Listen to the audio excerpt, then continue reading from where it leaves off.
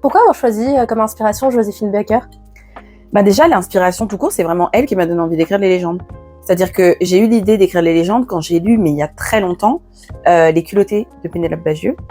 Je les ai lus et ce personnage de Joséphine Baker, il m'a transportée, quoi. Je me suis dit, mais elle est trop belle, elle est hyper intéressante, son histoire est vraiment fascinante. Et je m'étais dit, ce serait bien de faire Les culottés, mais façon romance, quoi. De prendre vraiment des femmes qui ont vraiment existé, dont on ne parle que très peu. Donc j'avais quand même un peu envie de mettre en lumière un peu ces destins de femmes extraordinaires.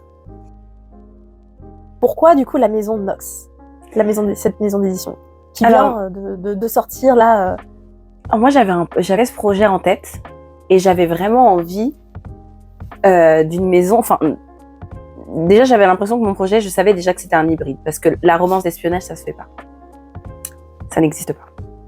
Tu vas avoir des romans d'espionnage, tu vas avoir des romances, mais des romances dans le milieu de l'espionnage, il y en a pas. Donc en fait, souvent, ou s'il y en a, c'est très très léger. On n'est pas du tout dans le monde du renseignement international.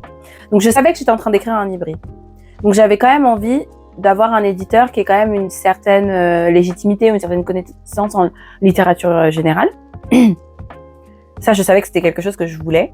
Et j'avais envie d'un éditeur qui ait l'envie de le porter. J'avais envie de qu'il y ait des choses qui soient faites autour de la saga, etc.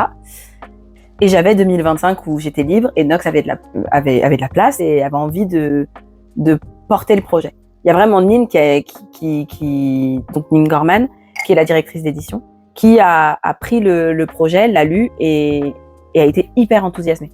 Et ça, moi, d'avoir quelqu'un en face qui était là en disant « Il a l'air trop bien ce projet », que ce soit Nin, que ce soit Marion Jablonski, qui est la directrice de la romance, de la jeunesse, côté Albin Michel, qui dit « Non, mais c'est un projet ambitieux et on a envie d'être ambitieux, allons-y ».